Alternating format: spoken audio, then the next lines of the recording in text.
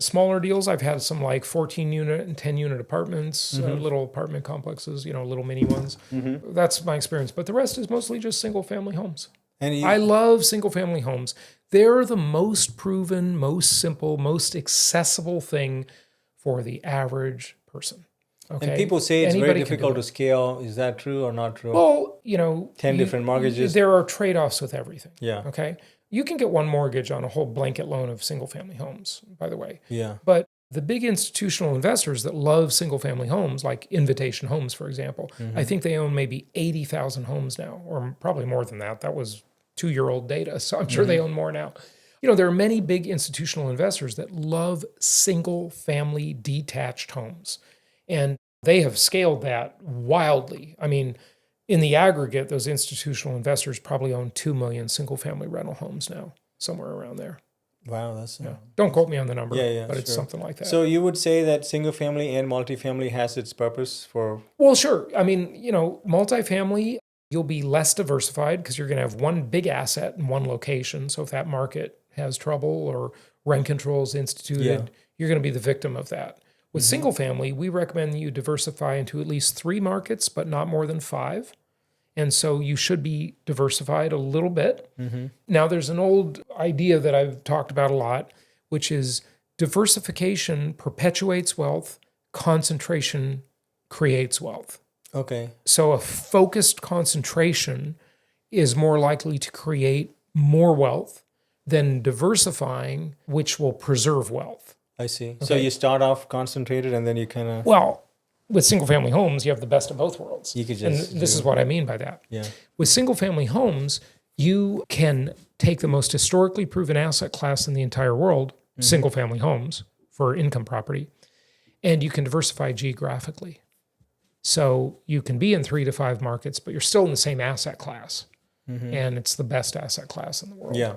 So, there's another thing that, you talk about where it's, you call it the best subscription model in the world. What is that? Oh, yeah. Well, this one, even for me, I was listening and I was like, oh, this is good. Yeah. In business, like the favorite business that everybody wants to buy or build is a subscription business because it's really consistent. Once people subscribe to your thing, your software, whatever, they usually stick. And you can get a 1-year subscription. Yeah, it's very sticky, right?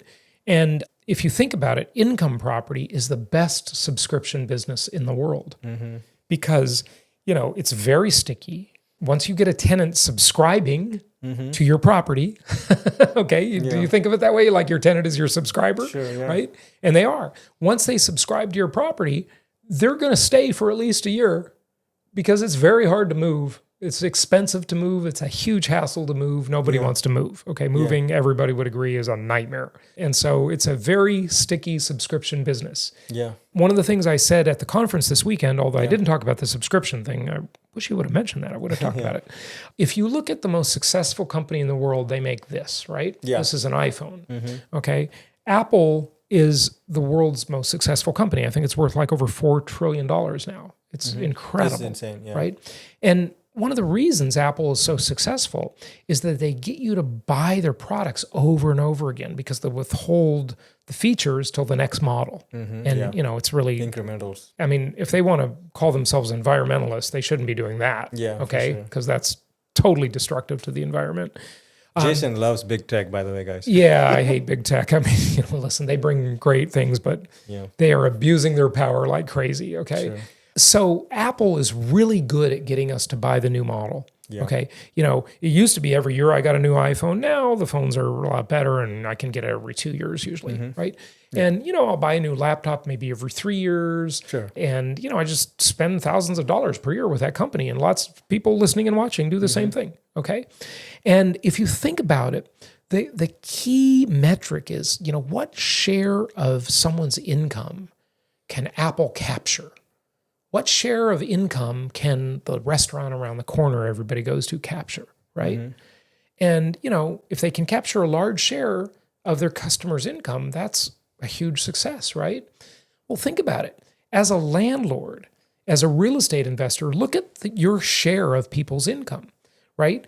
When you underwrite a tenant to rent your property, you'll let them spend 33 to 40% of their income on rent. Yeah. That means that the first 12 days of every month, they are working for you. Yeah. The first 146 days of every year, they're working for you to pay you. Yeah. That's That pretty is crazy. that is the ultimate subscription business. Yeah. I mean, how many subscribers to some great software that everybody subscribes to, pay that much of their income? I mean, there's no other asset class like income property. It's incredible. That's pretty crazy. Yeah. I did write that down. So if you have 25 houses, you have 25 people spending 30% of the to help you, right? 33 to 40% of their income every month is going to you. Wow, that's crazy, right? I mean, think about it. You pick the asset you want, okay? And then you say to the bank, I want you to pay for 80% of it. I'm only going to put in 20%. You put in most of the money, bank. And then, that's going to create debt. I'm going to have a payment obligation on that mortgage. But you know what? I don't want to pay the mortgage. I'm going to find someone else to pay it. Tenant. Yeah. Okay. And I'll put the tenant in there and I'll tell them to pay the mortgage. And I want them to give me some extra money every month called positive cash flow. Yeah. And then I say to the government, hey, government, I'm providing housing. Give me the most tax-favored asset class in America, income property, right? Give me the benefits of income property. Depreciation, non-cash write-off, deductions of all sorts for things you would normally spend money on anyway that you can now deduct because you are a real estate entrepreneur and you have a real estate business. Then when you sell it, you can say to the government, look, I know I made a lot of money on this deal, but I don't want to pay tax. Forget about it. I'm going to do 1031 tax-deferred exchange, and I'm going to buy another asset that I like better now, 5 years later, 10 years later, and I'm going to take all of the proceeds from the sale, the money I made, and put it into the new asset without paying the government. And you can do that for your whole life as many times as you want. 1031 tax-deferred exchange. It's the most tax-favored asset class in America. Any other asset, you pay tax before you reinvest. Yeah. Sell your Bitcoin, pay tax, then reinvest. Sell your business, pay tax, then reinvest. Sell your stocks, pay tax, then reinvest. Yeah. Income property, sell it, reinvest it all, Yeah. and tell the government to, that tough luck. We're not paying you. Yeah. It's I incredible. mean, it's a really good method. I have another question. Let's see your thoughts. I think I already know. But this is a very common thing you always hear online is buying a primary residence is not an investment and it's a liability. Yeah. Thoughts on that? Well, I mean, that's true because it doesn't produce income, right? yeah, anything that costs you money instead of giving you money is a liability, not an asset. But you do need to live somewhere. You're paying for that anyway, right? So you're going to pay to live somewhere. So, if it's better to buy the property based on the rent to value ratio in the market you're looking in, then buy it. And usually that means if the property is below, currently, and this number will change over time, obviously, but today, if that property is, below maybe $450,000 in value, it's going to be better to buy it than it is to rent it. But if it's over $450,000, because the way the RV ratio works, or the rent to value ratio, that this is a concept I teach, you're going to be better off renting than owning. Okay? Your own home. Yeah. It's just going to be a better financial deal. But I understand not everything's you get about roommates. Yeah. And, not everything's about money. Sure, okay. So, if you want like stability for your family and you want to live in this neighborhood forever, But I say, and you want to be able to knock down walls and change the house a lot, renter's not going to be able to do or that. put in a studio, Yeah. Well, you could probably do this in a rental. Yeah. Well, then it won't be as fun. But, the thing I wanted to say, you probably get this is, we have, when you buy a property, you use leverage, put 25% down. So it increases 5%. It's actually 25%, right? But when you buy a primary, you're only putting 5% down, let's just say for fun, right? Yeah. You're making 100% on money every year till you die. That's insane. Well, no, you're not necessarily making that. But If the you point get you're 5% making appreciation. is you get more leverage, Yeah. right? And so, on a primary, you do get more leverage, and that's definitely a benefit. Yeah, I mean, for this house. And you get inflation-induced debt destruction on a primary residence as well. Yeah, you do that. I mean, for this house, I don't remember how much I put, but it wasn't a lot. Let's say it's 150 grand or something. This property has gone up by like 100 grand a year. Yeah. That's pretty crazy, right? Right, but it could also go down. It could also go down, but unless I sell it. Yeah. Well, before it goes down. Yeah, Yeah. before it goes down. Yeah. Is there anything else you wanted to chat about? Well, I think we should just talk about the market dynamics. Yeah, let's do it. So 3 years ago, we saw the fastest, most historic interest rate increases in history. All of the doomers said the market would crash. They were all wrong. I said it wouldn't, and I was right. Logan said it wouldn't, and he was right as well. And the reason, this is just my own thinking on this. I never heard anyone else say this. It's just my thinking. But I believe the reason almost all of the experts got it wrong is this. They looked at new buyers entering the market and they said housing affordability is the lowest it's been in 40 years. They were right. That's true. And so new buyers won't be able to afford a house. And they thought because of that, the market would crash. But what they didn't consider is the people that control the existing inventory. There's about 140 million housing units in the country, 341 million people, 140 million units, give or take. And right now, we have under 700,000 units for sale. It's pretty low. We have half of 1% of the inventory on the market. The normal amount is at least 1%. Now, how many people out of the 140 million have mortgages? Well, yeah, so 40% of the homes in America have no mortgage. No mortgages. They're owned free and clear. 25% of the country has a mortgage at or below 3%. 65% of the country has a mortgage at or below 4%. And I think it's like 85% of the country has a mortgage at or below 5%. I might be a little off. Yeah, on this that house one. is 399. So here's the deal. Here's why the experts got it wrong. Because all of the people that have those existing low rate mortgages or no mortgage have what's called the lock-in effect. That term was invented, only recently. Yeah. Okay, maybe a year ago. They're quite comfortable. Okay, they have no interest in selling. They love their deal. If they lost their job today, because here's what the critics have been telling me for 2 years, right? Or maybe 2.5. They've been saying, well, Jason, the elephant in the room that you're wrong about is that there's going to be job losses and high unemployment. And when people become unemployed, they're going to lose their houses. They're going to go into foreclosure, and all those foreclosures are going to dump on the market, and the market's going to crash. Well, you know why they're wrong too? When they started saying that to me, I did a study on this. And I found that on, a sort of typical unemployment insurance income, which currently lasts for 6 months, okay? And depending on your state, there are some additional perks, maybe. You could qualify for the same mortgage you already have on unemployment insurance. Yeah, I did Okay, I took a typical homeowner. I gave them, a small student loan, a car loan, some credit card debt. And I had one of the lenders we work with open up his underwriting software on Zoom, and I recorded the whole thing, okay? And I said, put in this number, put in that number. This is going to be their debt-to-income ratio. And you tell me, can they qualify for a mortgage? Would you give them a mortgage based on this unemployment insurance income? And the underwriting software put a green checkbox that said, yes, they would qualify. Now, of course, no lender is going to give you a loan if you don't have a job. Yeah. But you don't need a job. You already have the loan. Yeah, you already have the loan. And by the underwriting criteria that Fannie Mae and Freddie Mac would underwrite, you would qualify for the mortgage you have on unemployment. And most people don't know this, but a lot of the people who buy loans, by a lot, I mean like probably 90 plus is agency debt, Fannie, Freddie loans. Yeah. And Fannie, Freddie loans have a lot of protections. If you lose your home, you can call them. That's forbearance for 6 months straight out of the gate, even now. So yeah, still, if you lose I didn't know that. if you lose your job, then they will give you that for 3 months. You can extend for 6 months. By 6 months, if you can't get a job, you suck. Oh well, listen. If there's another crisis, they almost always extend the unemployment benefits anyway and make them a year long. Okay? Because they figured out it's much more beneficial in society's interest to keep those guys there than they all go out and create problems. Look, just because you stop paying your mortgage doesn't mean you're going to lose your home. Yeah. Okay.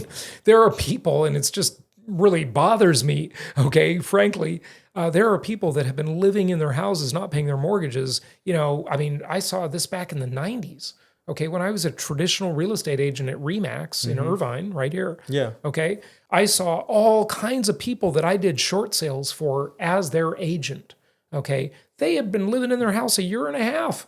You know, they're living in this great house in Irvine or Newport Beach, not paying their mortgage. And, you know, the lender just doesn't get around to foreclosing.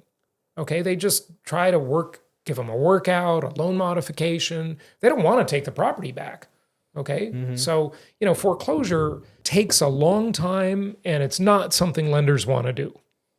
Yeah, that's true. Because So- it costs them a lot of time and money, right? Yeah, absolutely. So look, the point is that there is no data to support the idea that the market is crashing. Now that might change. Yeah. Okay, that could totally change. But right now, the market, there is a massive housing shortage. Okay, the experts say that we are between 1.5 and 8 million homes short in this country, depending on which survey you look at. Okay, and they say that it will take 7 more years to reach equilibrium.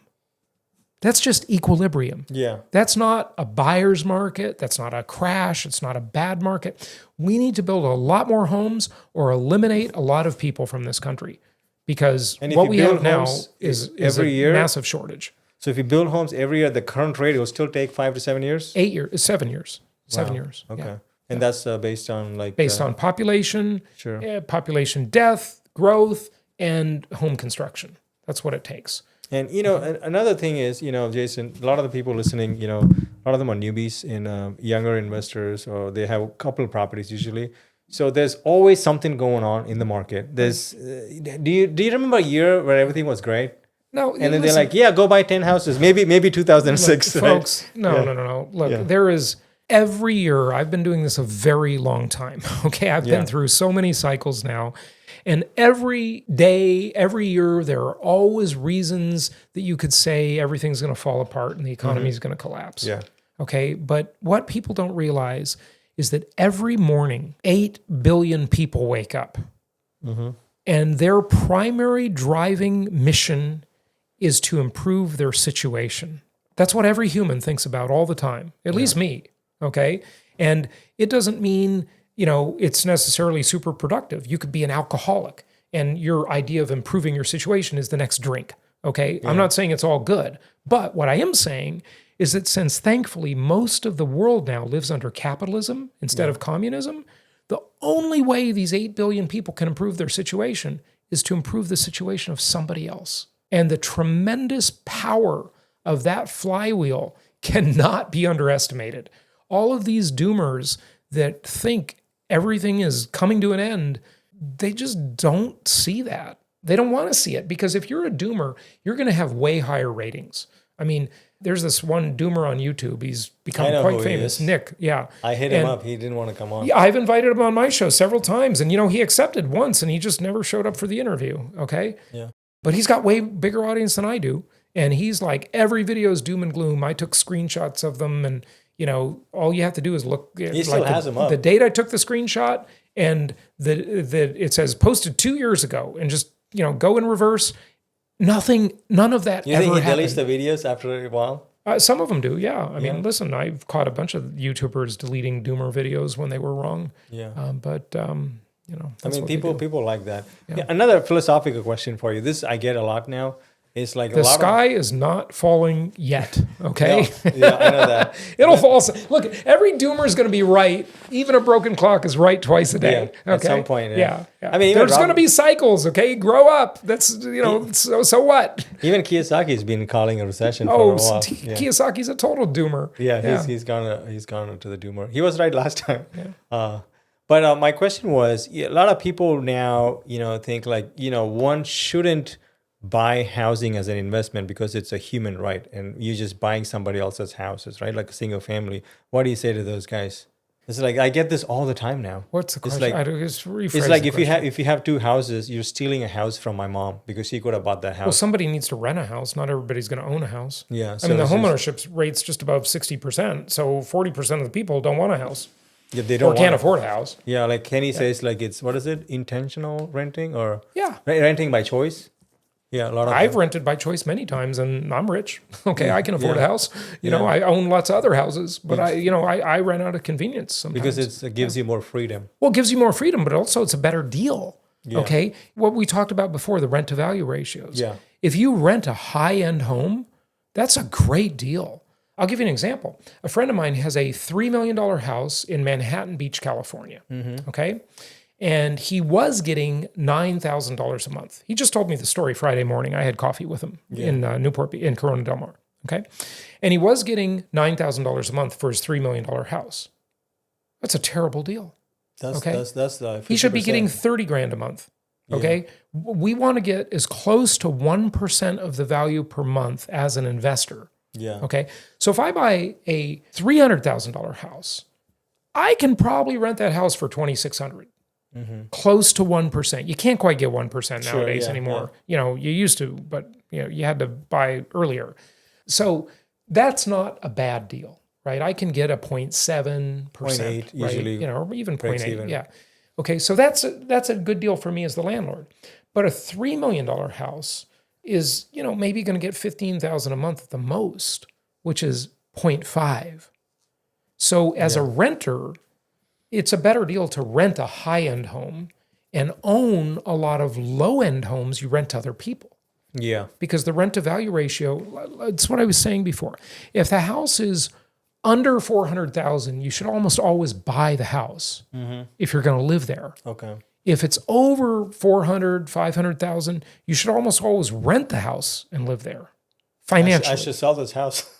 Well, I mean, I'm just saying from a financial perspective. But it does make sense for people listening. We're right now in Orange County. If I rented this home, maybe I can get $7,000 tops, right?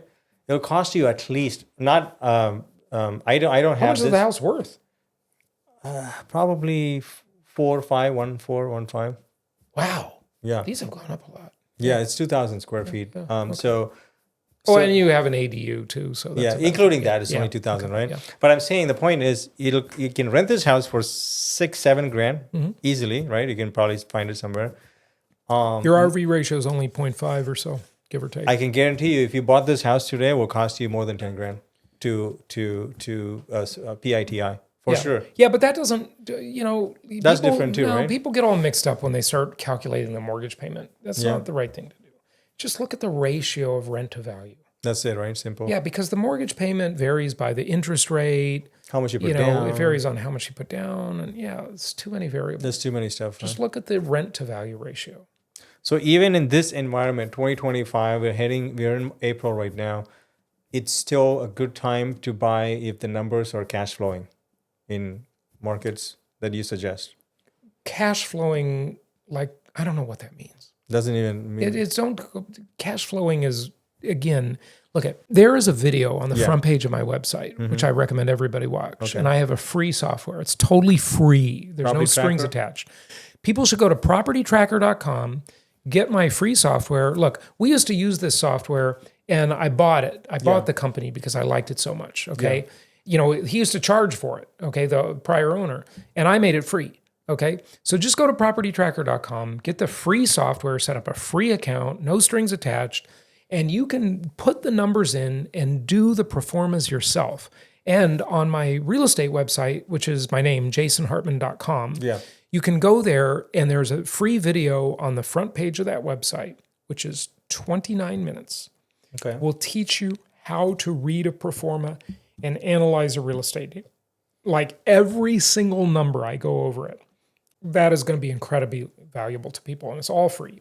Yeah, and just this is just right, super high level for repairs and like capex. Where do you account 5-10%? Depends on the age of the house. If it's new build, you don't need So anything. new build 2%. 2%, Okay. Older house 5 to 8%. 5 to 8%. Yeah. I mean, depends how old the house is. You know, if it's 2010 Off vintage, the rent per month. you know, 5%. Yeah. You know, if it's older than that, you know, maybe 8%. Yeah. But every house, well, I don't want to say every house because we do have some exceptions and people that want to do their own rehabs. But most of the properties Empowered Investor sells are turnkey properties. So they're all remodeled or they're brand new. They come with warranties. And, you know, that's the reason your maintenance expenses projected like that. Yeah, I hear horror stories about turnkey properties all the time. Really? I do. Well, they're not However- really turnkey then. Yeah, they're not really turnkey. Yeah. But I personally, the last 3 I bought were new builds, and I love them because I call the builder and they just fix anything. Yeah, you yeah, want. yeah. You have a It's like warranty. it's nothing. I prefer them over remodeled ones too. Yeah. Well, look, I prefer a Rolls Royce over a Toyota. Okay, but I mean, it just depends how much you want to pay. Okay, I totally forgot to ask you this. I want to ask you, and I've kept you for long, but it's investing in A, B, C neighborhoods and properties, right? I started off in Bakersfield, and I'm being conservative, and I say it's a heavy D when I started, right?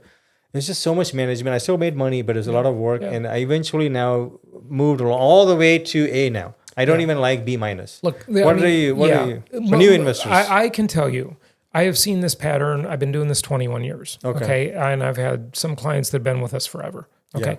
And they've been following me for a long time. They listen to my podcast for 10 years before Buying one. putting in their email address on anything we have. Okay. And getting on our mailing list. And by the way, we have a great newsletter. So put in your email address on our website and we'll send it to you. I see the progression. Almost all people go this way. They start with C properties because the numbers look better. And then, after a few years, they've made some money and they want to trade up to 1031 exchanges to A properties. And that's a very common thing people do. And you think that's recommended? Yeah, I mean, some people, love the C properties and they just like that style of property. It's cheaper to buy. The rent to value ratios are better, and they do great with it. It just depends what you want to do. I mean, everybody has a different style. If you're like looking for a business, right? Say you want to buy a business, you could buy a McDonald's or you could open up a fancy restaurant, right? I mean, it just depends what you want to do. But if they both make the same amount of money over 10 years, why Well, would they you don't buy necessarily McDonald's? make it the same amount of money. I mean, Usually A will appreciate more, right? yeah, So then they but C will have better cash flow. starting and then eventually it even out because it won't go up as much every year, right? Well, that doesn't make the cash flow lower. Those low end rents tend to be, supported better by the market, the cheaper rents. Plus you have fixed debt too. So it's like it gets better, right? Yeah. Yeah. I mean, I'll give you an example on that, okay. right? So Section 8 is considered lower end properties, Sure. right? Section 8 is a government housing assistance I have a program. couple. Yeah. And so my mom had some Section 8 rentals when I was a kid, okay? And you met my mom this week, Yeah. right? Love your mom. She's At cool. the thing. She was singing Billy Joel last time. Oh, really? Piano Man? Yeah. So, my mom's got like 30 rentals or maybe 26 rentals or something now.